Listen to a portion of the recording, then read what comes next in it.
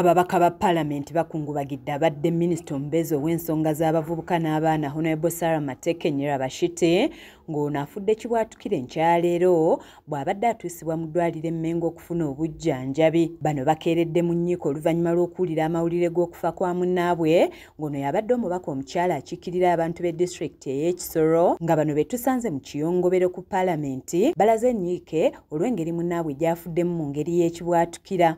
Tusaaliddwa nnyo ffena ng'ababaka era ng'eggwanga olw'okuviibwako Honorable Sarah Mateke. Abadde omukyalo ow'eggonjebwa talina buzibu na muntu yenna. Abadde amanyiddwa nnyo nga Minisita wa State w'abaana era ne youth.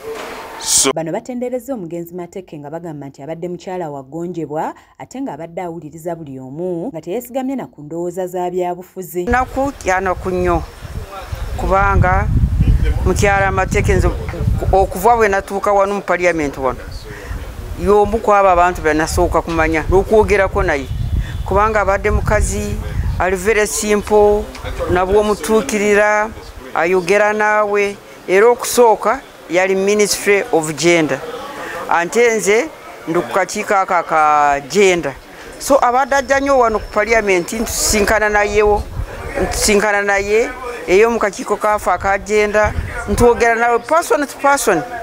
Kitalo nnyo ekitutuuseeko ng'eggwanga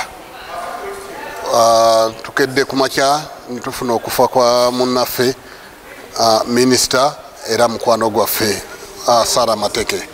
Sarah Mateke badde mukyala wa ddembe nnyo, mukyala mulungi, mukyala aniriza buli omu. Nze mbadde ndowooza nti tanyiiga na kunyiiga era nze omu ku bantu bamuwa minisita. Omubaka Okeyo Peter ow'ebizinga by'e Bukooli ategeezezza nti omugenzi Mateke w'afiiridde abadde yaterawo ababaka abava mu bitundu ebirimu okusoomoozebwa okw'enjawulo sikaala z'abayizi 10 mu ssettendekero gye yatandikawo ya Metropolitan International University. Ffe ababaka tuganyuddwa nnyo mu saavisi abadde atuwa basari mu yunivasite ye ya Metropolitan University mu Uganda.